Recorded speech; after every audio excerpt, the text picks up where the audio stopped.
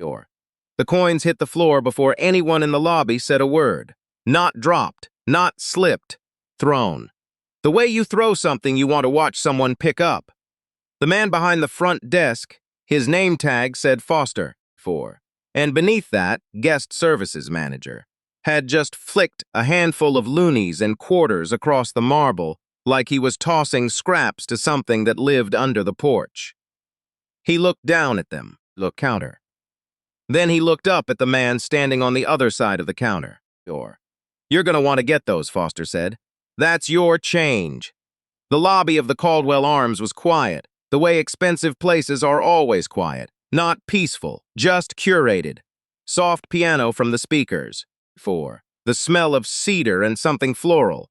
A woman in a white coat near the elevator pretended to check her phone. A bellhop named Arsenal, 19 years old and 3 weeks on the job, stood by the luggage cart and did not move. 4. The man the coins had been thrown at was named Aldous Pemberton. He was 52 years old. He was wearing a canvas jacket that had seen better years, work boots that were clean but not new, and a gray wool cap pulled low on his forehead. He had driven 4 hours from his property outside Sudbury that morning and hadn't stopped to change. He was not, by any outward measure, the kind of man the Caldwell Arms was used to seeing walk through its front doors on a Tuesday afternoon. 4. Aldous Pemberton looked at the coins on the floor. Then he looked at Foster. He didn't say anything. That was the part that should have told Foster everything he needed to know. 4. A man who has nothing doesn't stay quiet when you humiliate him. He argues, he threatens, he pulls out his phone. But a man who holds something real, something that can't be taken by a desk clerk in a pressed shirt, that man doesn't need to fill the silence. He just lets it sit there, and he watches what you do in it. Foster didn't notice. Or he noticed and didn't care, which is worse. Sir. Foster's voice had the particular edge of someone who has been given just enough authority to be dangerous. I said, that's your change. The room you booked is non-refundable, and you were charged an incidental hold of $250. I've explained this twice. If you want the remaining balance returned to your card, that takes 3 to 5 business days. If you want the cash equivalent, you can. He gestured at the floor. Collect it there. Aldous Pemberton crouched down. 4. He picked up one coin. He placed it on the counter. Then he straightened up and looked at Foster for a long time without speaking. 4. And something about the steadiness of that gaze made Foster shift his weight from one foot to the other. Which room is mine? Aldous said. 4. Here is what Foster knew about the man in front of him, nothing real. He knew the jacket was old. He knew the cap wasn't fashionable. He knew the name on the reservation, A. Pemberton, single occupancy, 2 nights. And he knew the credit card had cleared, which surprised him a little, though he would not have admitted that out loud. He knew, because he had been told since childhood and had never seriously interrogated it, that a man who looks like this in a lobby like this has probably made a mistake. Wrong hotel. Wrong entrance, maybe. Lost. 4. What Foster did not know was that Aldous Pemberton had left Sudbury at 6 in the morning, not because he was checking into the Caldwell Arms for leisure, but because he had a 9 o'clock meeting the next morning with the hotel's board of directors. 4. He did not know that the envelope in the inner pocket of that canvas jacket contained a letter of intent, co-signed by a corporate law firm on King Street West, expressing Pemberton Holdings' interest in acquiring the Caldwell Arms and its 2 sister properties in Kitchener and Barrie for a combined figure that would require more zeros than Foster was comfortable thinking about. 4. He did not know that Aldous Pemberton had grown up in a rooming house in North Preston, Nova Scotia, that he had worked construction in Halifax at 17, that he had saved enough to buy a half share in a failing motor lodge near Truro when he was 26, that he had rebuilt that motor lodge from the foundation up with his own hands and then sold it 31 for enough to buy 2 more. 4. He did not know about the Pemberton Group's 7 properties across Ontario and Nova Scotia, or the award on the shelf in Aldous's office from the Canadian Hotel Association in Maclean's from 4 years ago, or any of it. He saw a jacket. He saw boots. He saw a man he had already decided not to take seriously for. And so he had made his decision before Aldous Pemberton had finished signing the registration form, and the coins had hit the floor, and here they were. Remaining coins were still on the marble. Aldous Pemberton did not pick them up. Room 412 smelled like fresh linen and the particular cleanliness that costs money. Aldous set his bag on the chair by the window and sat on the edge of the bed and looked at the city for a while. The CN Tower was just visible through the smear of clouds over the lake. He had looked at this same skyline from different windows for 30 years. Motel rooms when he was starting out, boardroom windows as things changed, hotel suites when things changed more, looked the same from all of them. That was something he'd figured out early. He called his daughter, Renee. "How was the drive?" "Fine. You stopped, right? You didn't just drive straight through." Over. "Dad, I stopped at a Tim's outside Barrie. I had a coffee and a muffin or something. It was wrapped in plastic.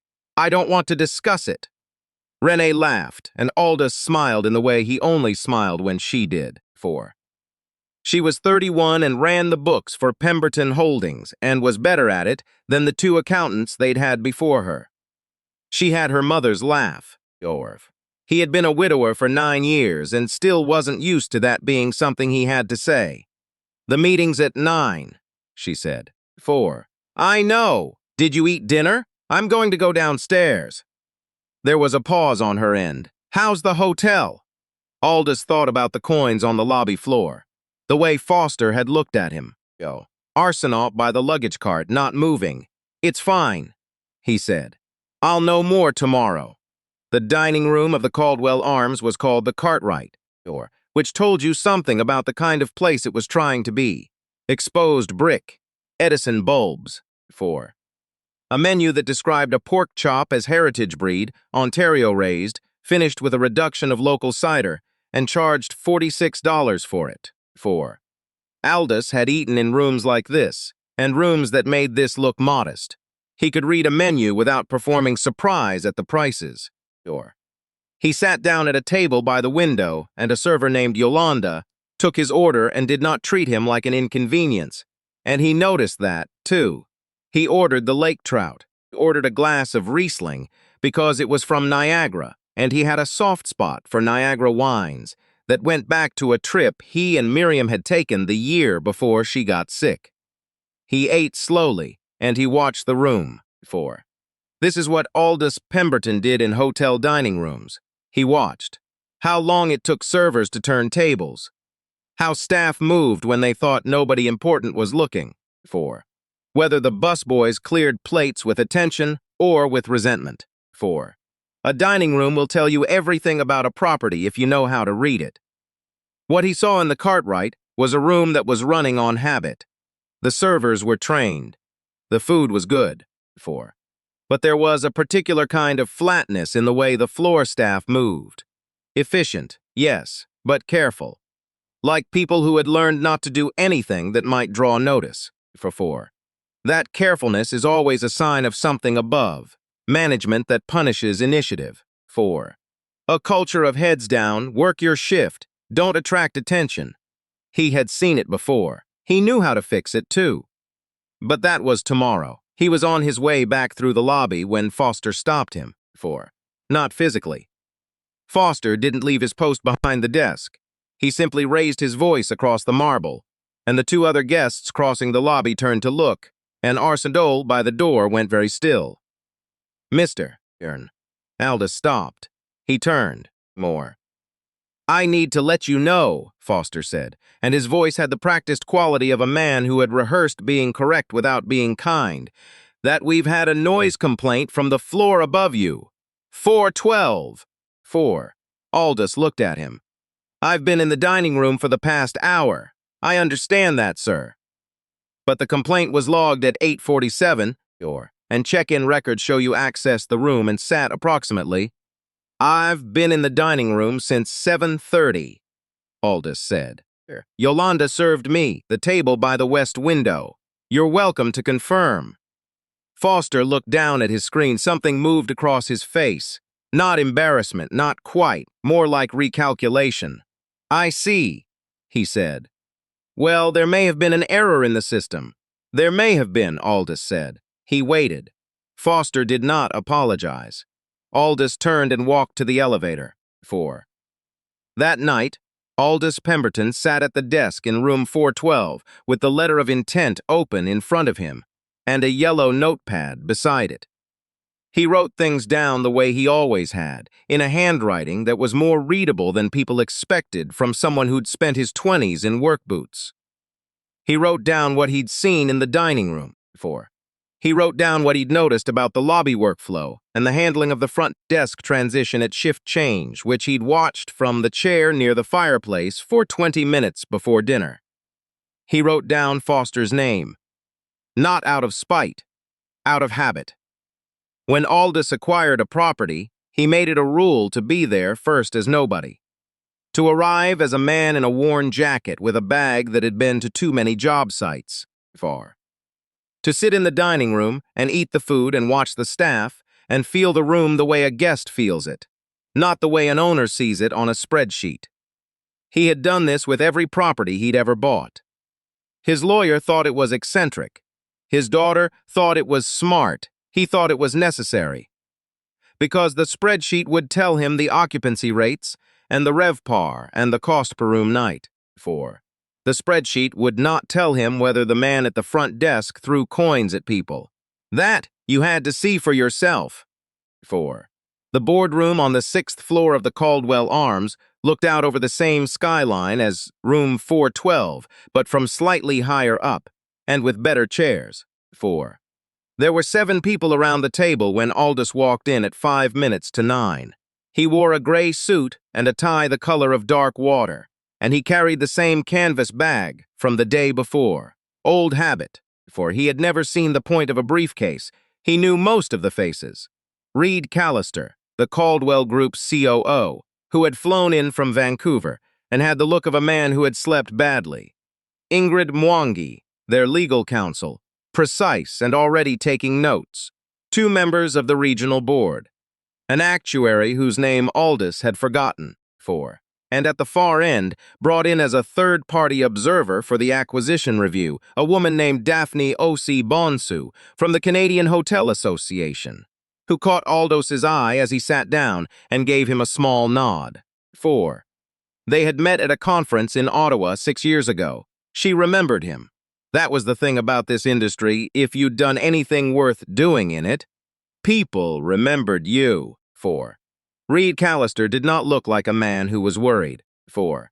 He had the particular confidence of someone who had been told the deal was going to go well, which meant he hadn't been paying attention to what Aldous's team had been doing for the past 3 months.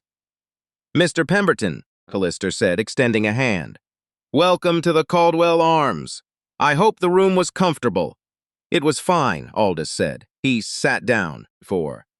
He opened the canvas bag and took out the envelope with the letter of intent and a second folder that his daughter had prepared on the table. He did not reach for the coffee that someone had placed near his right hand. I want to begin, Aldous said, by talking about the front desk. Callister blinked. Sorry? Yesterday afternoon, I checked in as a regular guest, no prior identification of my role or affiliation. During check-in, your guest services manager, Aldous opened the second folder and looked at the name he had written down. Foster. During check-in, Foster Langley collected my incidental deposit in cash and returned the change by throwing it on the floor and telling me to pick it up. The room was quiet. Daphne O.C. Bonsu wrote something down. 4. Ingrid Mwangi looked at Callister. Callister looked like a man whose floor had just shifted. Mr. Pemberton, that's not. We would never condone. I'm not asking whether you condone it, Aldous said.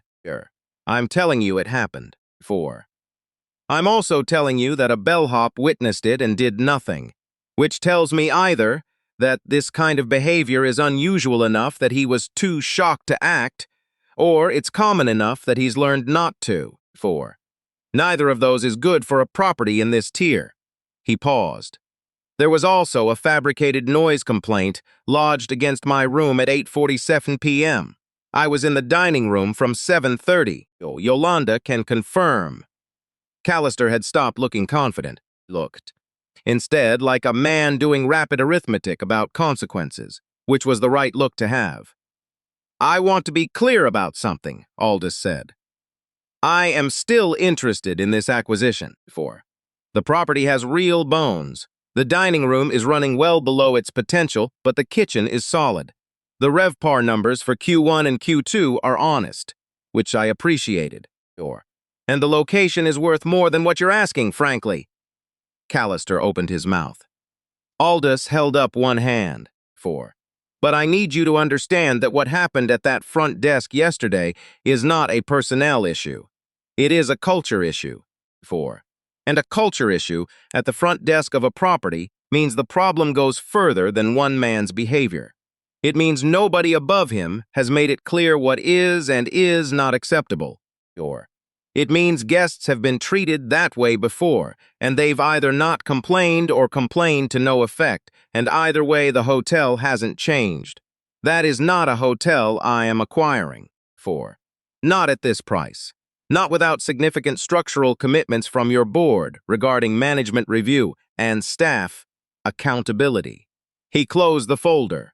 So before we talk numbers, he said, I'd like to talk about how you intend to address the culture, starting with Foster Langley.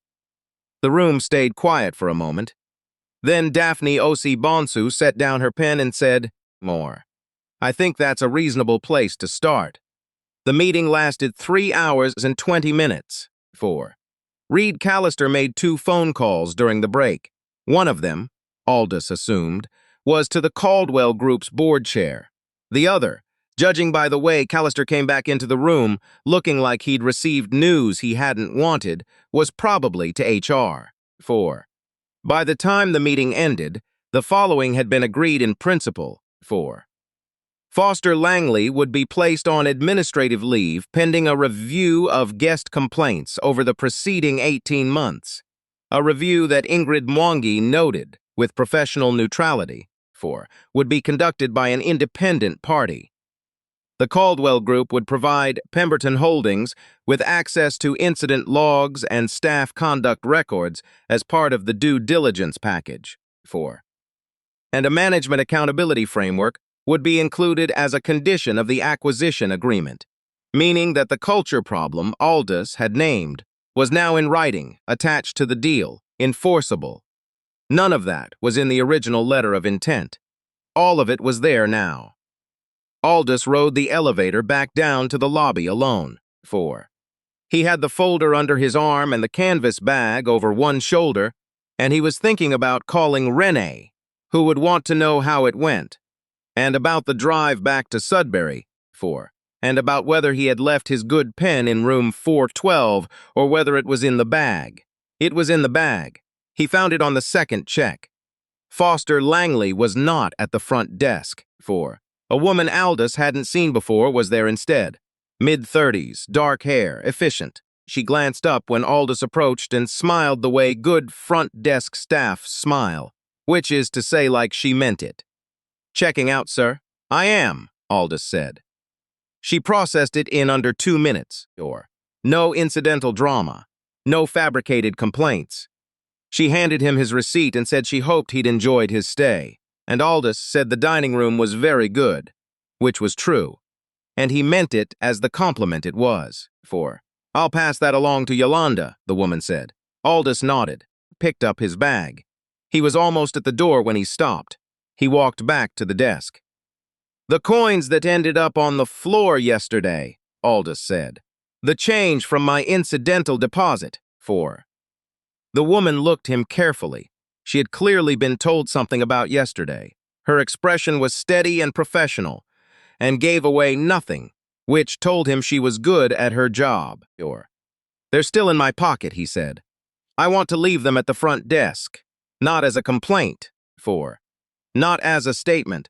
Just, he set them on the counter, a small pile of loonies and quarters, because they belong here, not on the floor. He picked up his bag again. 4.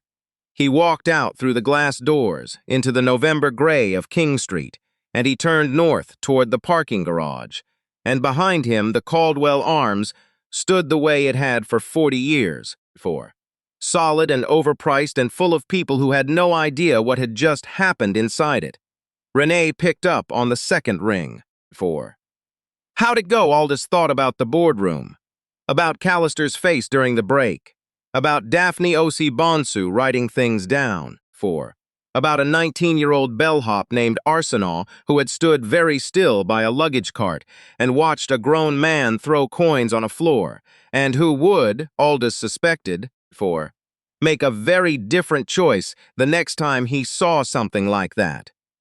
Because the next time, he would know that the man standing at the counter might be the one who owned the building. 4. It went fine, Aldous said.